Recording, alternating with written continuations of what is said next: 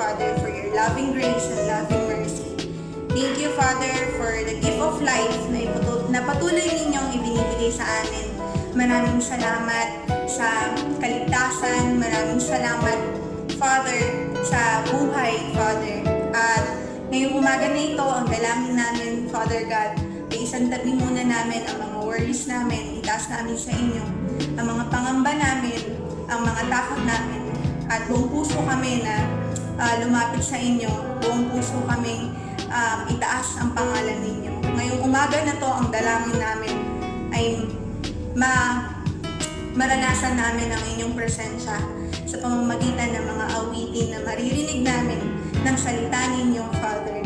At dalangin namin na itong umaga na to ay maging isang fruitful day. Pinupuri ka namin, dinadakila sa pangalan ni Jesus. Good morning, Faith family. It's glad to have you today for our worship service. Bago tayo lumapit sa ating Panginoon, tayo ay magkaroon ng puso na mapagkumbaba, puso na handang tanggapin ang kanyang salita ngayong umaga. Let me read you the Psalms, chapter 100, verse 4. Enter his gates with thanksgiving and his courts with praise. Give thanks to him and praise his name. For the Lord is good, and his love endures forever. His faithfulness continues through all generations. Good morning, everybody, and it's nice to be with you today. And yung first song natin is entitled Through It All. So through it all, whichever season in our life, the Lord is faithful sa atin. Even though ngayon we are going through a pandemic, the Lord will be with us through it all. Kantahan natin siya.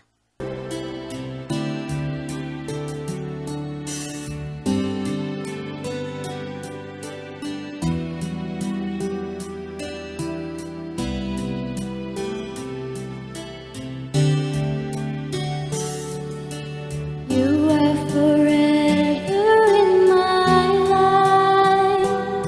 You see me through the season.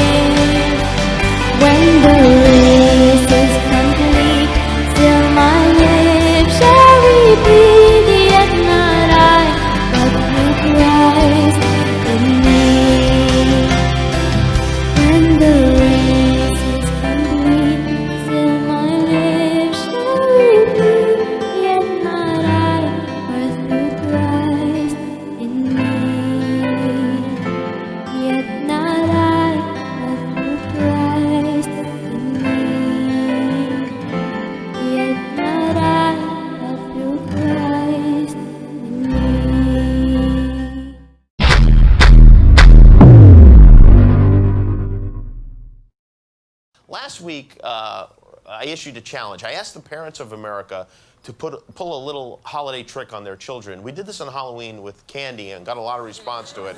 So we did it again, this time for Christmas. I asked parents to tell their kids they were going to let them open one present a few weeks early. But instead of a good present, I said, put something the kids won't like in the box and then upload a video of that to YouTube labeled, "Hey Jimmy Kimmel, I gave my kids a terrible present." And a lot of people did do this, and they did give their kids terrible presents, and a lot of the kids, surprisingly, reacted poorly to that. What'd you get, Charlie? I don't like this. Oh, What is it? an old banana. An old banana? Isn't that exciting? No. What are you doing? Looking at. Oh, okay. Wow. A battery and an onion. What's wrong? I don't want an onion. Did you smell your onion? Here, smell it. Oh, I smelled it.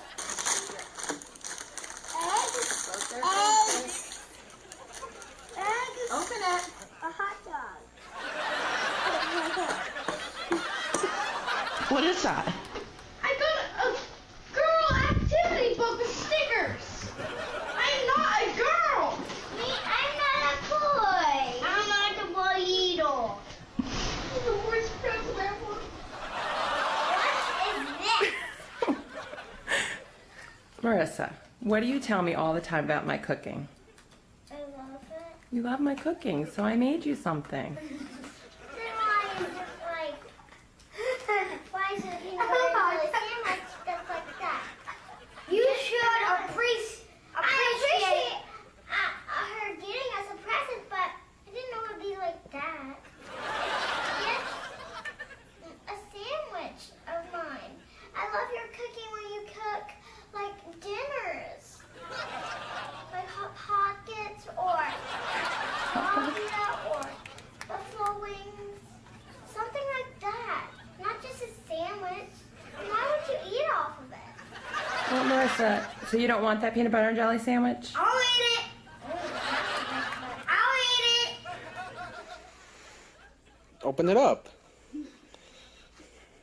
You didn't want that for Christmas? You stinking parents! Take this back. Take it back where? This is yours. I want a refund. It's a half-eaten sandwich. Isn't that what you asked for? No, I asked for a toy. What did you say about Santa? He put you on a naughty list. Why? Because you gave me a stupid Hello Kitty, Jen. What did you get, Jason?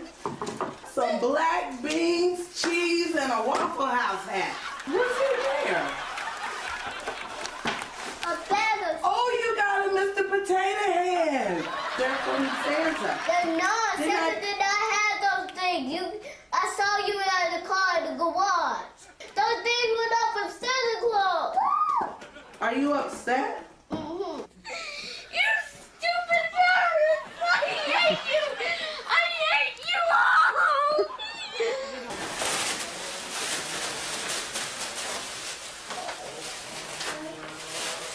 What? I got ponies? That was your great-grandpa's camera. I got ponies? What? Guys, what's wrong? You're not excited about your I got presents? ponies. I don't want ponies. They're for girls. Guys, Mine is a stupid book. we thought really hard about what to get you this year. Well, you didn't do a very good job. It's the worst Christmas I ever had. A staple? Nessa, what'd you get? Cookbook. Mario, what'd you get? I don't know. It's an invisible fence for your dog. Was it a joke? I think it was. Well, Jimmy Kimmel told me to do it. Well, tell him to suck my balls.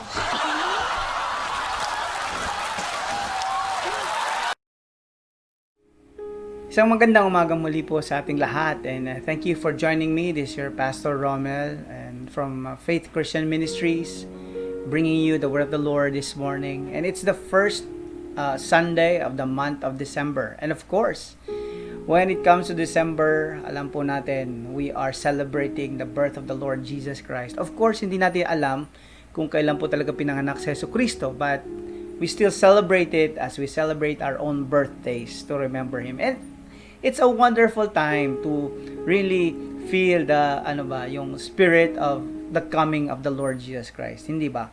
At isa pa natin naalala pagka panahon ng Pasko ay yung ating mga regalo, of course. If I would ask you, what gift would you like for this Christmas? What would you answer me? Ano kaya ang hinihintay nyo ngayong Pasko? I don't know kung napanood nyo yung video ng Terrible Presents, kung saan yung mga bata ay binibigyan ng mga regalo. Tinanong nga pala yung sa isang beauty pageant, yung isang babaeng contestant kung ano ang regalo na gusto niyang matanggap sa Paskong yon. At sagot ng babaeng ito, sabi niya, well, the Christmas gift I want for Christmas is peace for the whole world. Peace for the whole world. Ang galing ng sagot, parang napaka-generic. Pero kung totoo kaya sasagutin niya, ano yung gusto niya? Hopefully yun nga. Naalala ko tuloy, nung isang naglaro ako sa badminton, since medyo tumataba na po ako and I need to go back to playing sports, so I did. So it was my first day and I came early. So as I entered in, may ilang mga tao nang naandun sa loob, pero hindi po ako huli, may dumating pang huli. At yung dumating ng huli, ang ganda ng kanyang pagbati. Pagpasok niya, bumukas ang pinto at sabi niya, Merry Christmas everybody! Merry Christmas Pastor, Arnold, Doc, and some of you guys. Alam niyo ba that this is the season of peace on earth and goodwill towards all men? Si Arnold, whose face just lights up, isa sa mga naandun, sabi niya, ang ganda na sabi mo, Sammy. I'm so glad that you said that. But tell me, do we need to love one another only during Christmas? Dapat hindi lang yan pang Pasko, pang buong taon. Why can't we love and forgive everyone, pati yung kanilang mga utang, all year long? Tumingin si Sammy at sumimangot, sabi niya, ano pinagsasabi mo dyan? Ano ka, baliw? You know, if we really get serious about Christmas, it seems that we will be branded by the world as some kind of fanatic. Yet, Christmas is supposed to be a time of peace on earth and kabutihan, goodwill towards all men. Listen as I read some very familiar words in the King James Version of the Bible found in Luke 2, 8-14. If you have your Bibles and you want to read it in Tagalog, kindly open your Bibles, Luke 2, 8-14. Sabi po diyan, And there were in the same country shepherds abiding in the field, keeping watch over their flocks by night. And lo, the angel of the Lord came upon them, and the glory of the Lord shone round about them, and they were sore afraid. And then the angel said unto them, Fear not, for behold, I bring you good tidings of great joy, which will be for all people. So, this news will be for all people. For unto you is born this day in the city of David a Savior, which is Christ the Lord. And this shall be a sign unto you. Ye shall find the baby wrapped in swaddling clothes, lying in a manger. And suddenly there was with the angel a multitude of the heavenly host, praising God and saying, Glory to God in the highest, and on earth peace towards all men.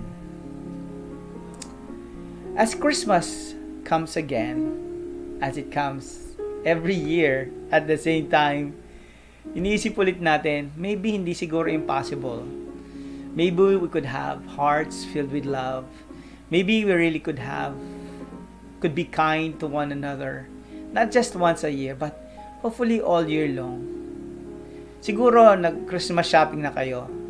Or at least dumalaw sa mall. Or most of us, like me, will be spending a great deal of time looking at Shopee and Lazada online, choosing the right gift for that special person in our life. Diba? Pagka naghahanap tayo regalo, iniisip natin yung kailangan nila, yung gusto nila, ano yung nakakapagpasaya sa kanila. Diba?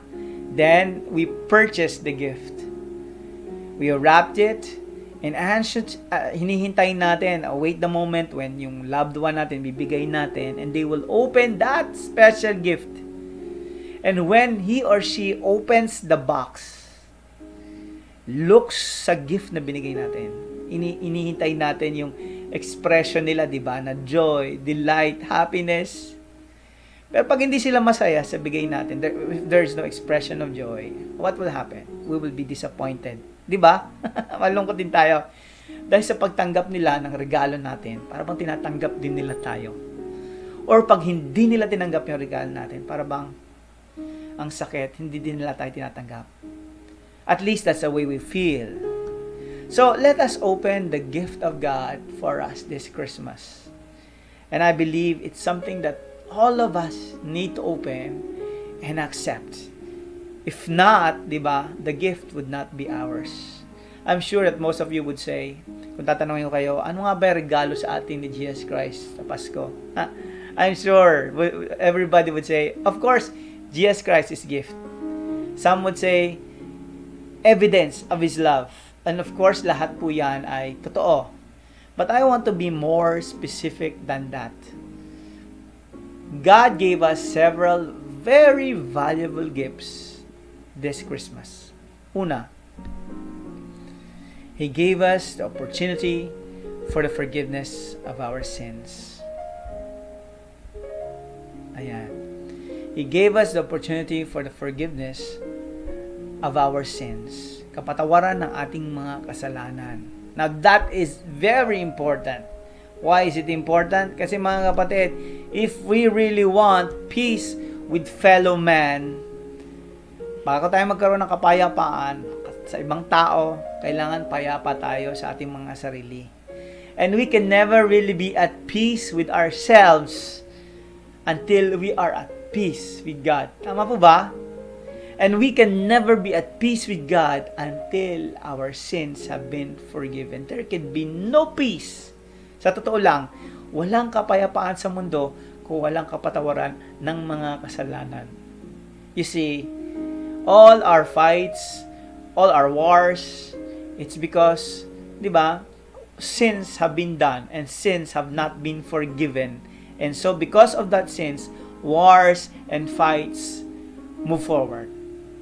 Again, mga kapatid, let me say that again because that's very important. God gave us the opportunity for the forgiveness of sins. You see, walang peace with our fellow man kung walang peace sa sarili. At walang peace sa ating sarili kung wala tayong peace with God. At walang peace with God unless yung kasalanan natin napatawad na. I heard some unusual thing, matagal na ito matagal ng balita ito. Have you heard about this? Alam ko may yung kotse ko noon na ang tawag nare-recall, may mga appliances, mga TV na nare-recall, pero I've never remembered na yung cookbook ay recalled. Itong cookbook na to na-recall. Alam niyo kung bakit? Because may ingredient dyan sa pagkain na pagka nilagay mo, mamamatay ka, malalasong ka, or sasabog yung pagkain. Either one. No? Papalpak at maaari mo ikamatay. Pagka may dinagdag ka or may binawas ka sa kanilang recipe na nalagay dyan. Alam niyo mga kapatid, yung buhay natin, may recipe yan.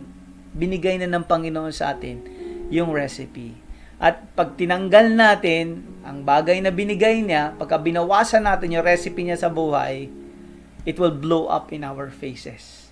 Pagka nagdagdag tayong ng ibang ingredient sa buhay natin na hindi hinihiling ng Panginoon sa atin, the life will blow out in our faces. Diba?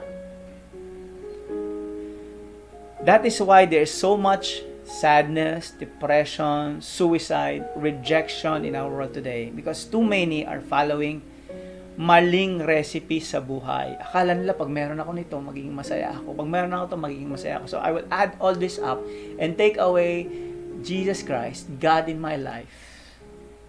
What happens?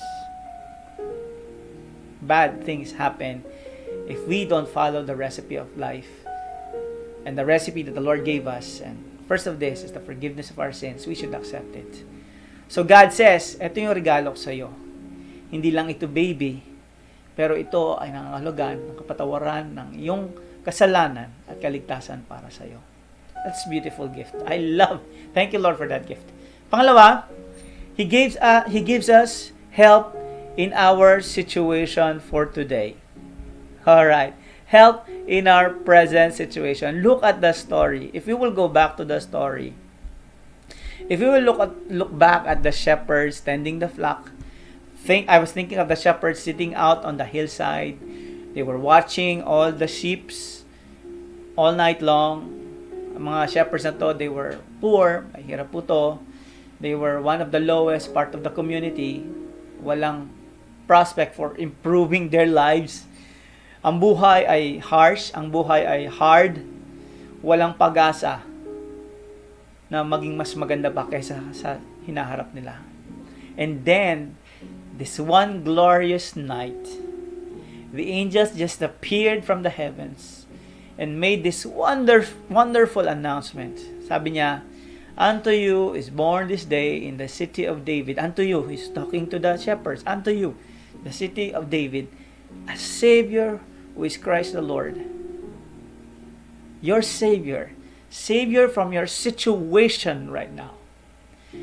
Not just Savior from your sins, not just Savior from your future sins, not just Savior in the sense na you will get to heaven, but a Savior in what's happening in your life right now.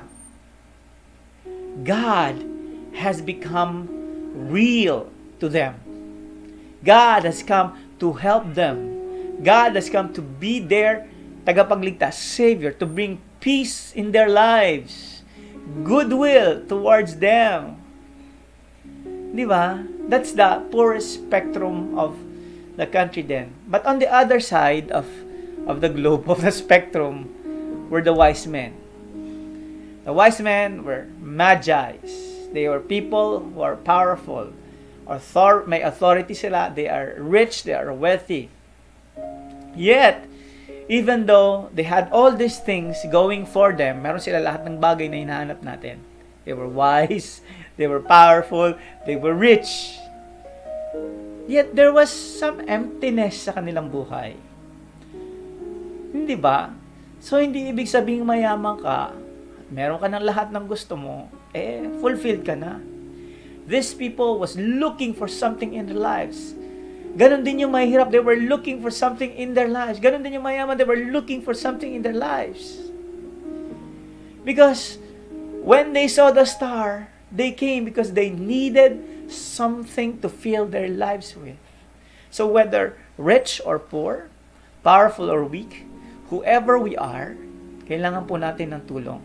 And God has promised that when the Christ child enters yung ating mga hearts, and lives there in our hearts, we will receive yung kanyang tulong. And the Holy Spirit of God, when we develop a more sympathetic feeling towards one another, when the Holy Spirit lives in us, we develop a more, sympathetic feeling sa bawat isa din. I remember, every year, I don't know kung matutuloy tayo this year, we have this activity we're on. We go to the poorest children, poorest neighborhood, and we hang out, give out gifts na tayo mismo ang nag-pack, tayo mismo namili, pera mismo natin yung pinambili. These are not just simple gifts, but talagang pinag-ipunan natin. Something that these kids can really enjoy.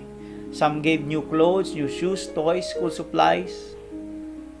At alam nyo ba, pag nagpapamigay ka doon, halos maiyak ka. Every year, halos maya ako pag nagpapamigay ako ng gifts kasi makikita mo sa mga bata how happy they are. Makikita mo sa mata ng mga magulang how happy they are. And even the parents are crying. Because it's the first time, sabi nila, na naka-receive kami ng regalo from a total stranger. At it's the first time that our children will have new things, toys, clothes, shoes for Christmas. Hindi ba? Because we gave them what they need. And the Lord gives us what we need in our present situation. Sa Pasko, kailangan natin maging more sensitive sa mga pangailangan ng bawat isa. don't we? So we reach into our pockets for money to help some people in need. Delivering food to someone who is hungry. Because Christmas reminds us that God reached down to help us. Not just for our future problems, but for our present situation. And because we remember that God helped us in our present situation, He provides everything that we would need. Kailangan, mga kapatid, we want to help one another also. Hindi ba? Thirdly, let me tell you, God gave us hope. Not just for the past, not just for the present, but also God gave us hope for the future. Bigyan tayo ng pag-asa para sa ating hinaharap. That is beautiful. You know, bakit nagpatuloy ang mga shepherds? Bakit hindi na lang sila nag-give up? In our country today, and even in the whole world, napakauso ng suicide because people have lost their hopes. But these shepherds, going forward, it was hope that moved them to push through. God had made a promise to their people. Sabi niya, one day, darating ang Messiah, the anointed one. And when the Messiah came, everything will be all right. At yung hope na yun, yung pag-asa na yun, burned in their hearts and lives in the hearts of the people of Israel up to now. You know, what kept the wise men going? It was also hope. Every night, they will follow, they would search the heavens, looking for that star of promise. Every night, they do that. And they knew when they saw the star, they will follow it wherever it led them because it was a sign from God. It was a promise of the birth of a king. So, the hope pushed the shepherds forward. Hope pushed the wise men forward. And you know what? God brings hope to us at Christmas. An impossible dream, peace on earth, goodwill toward men.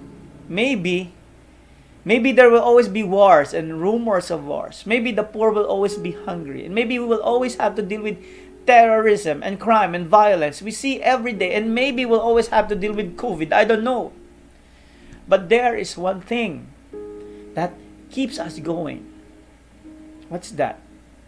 One day, heaven is going to open up. And God will come back. And the dream of peace on earth, goodwill for all men, will become true for all eternity. You know, one of my favorite Christmas stories, you may have heard it before. Isang 7th grade schoolboy, ang pangalan niya is William Sperling. It's a true story. Si William Sperling was quite big for his age. Sa mga classmates niya, malaki siyang kasta. At hindi lang siya malaki, medyo slow siya sa kanyang pag-iisip. But isa lang masabi ng mga classmates niya, he was a good boy.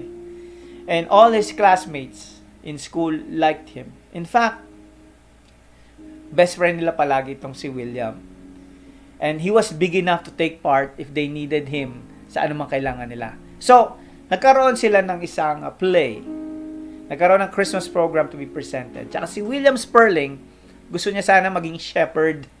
But sabi ng teacher, siguro mas magaling kang innkeeper. Yung innkeeper, yung taga, ng inn o ng hotel. Okay? Innkeeper. Okay? Kasi shepherd, masyado kang malaki para sa shepherd. Mas bagay sa yung masungit na innkeeper. So, the teacher gave him the task of being the rough, mean, masungit na innkeeper. So, the play came. Dumating na yung araw ng play. They practiced.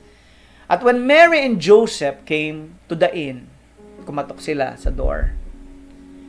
William Sperling, the innkeeper, opened it. At hiniling ni Mary and Joseph, pwede ba kami magstay dyan? Of course, alam ni William Sperling yung kanya sabihin. Masungit, sumimangot, sabi niya, there is no place for you to stay in this inn. There is no room for you in this place. So sabi ni Joseph, but my wife is tired and weary and she is expecting a baby. Wala ba kahit na maliit lang na room na pwede kami magpahinga?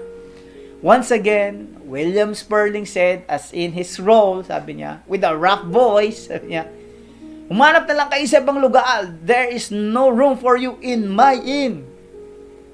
And once more, Joseph pleaded, "Pwede na, please pagstayan mo na kami sa lugar na to, just for the night." And when Joseph asked, there was this long pause. Natahimik si William Sperling, para bang nagdadalawang isip. And yung mga audience, napatahimik din sila dahil parang tumigil lahat. Pati yung cast. Nakalimutan ni William Sperling yung kanyang sasabihin. O nakumbinsi siya nitong Joseph na to. Pero sa likuran may nagsalita. Sabihin mo, "No, be gone. No, be gone." Ibig sabihin, "No, umalis kayo. No, umalis kayo." Yun yung next niya sasabihin.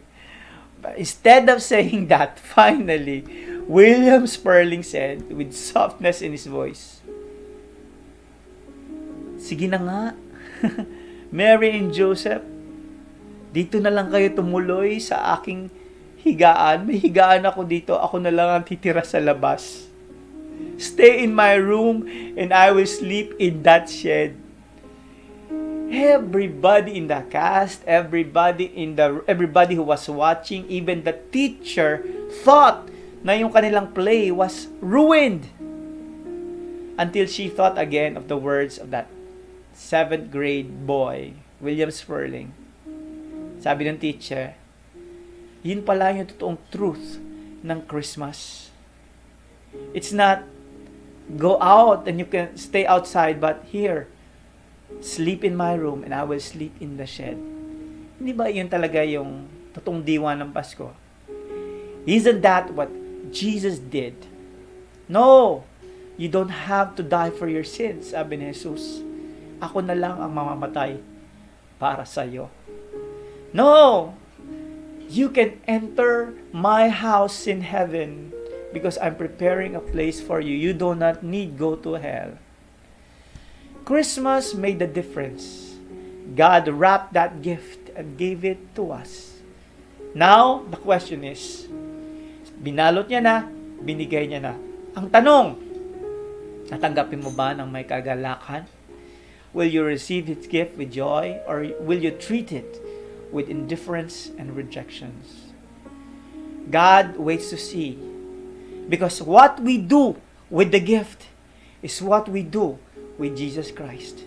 If we accept the gift, then we receive Jesus Christ, His forgiveness, and His help, and His hope.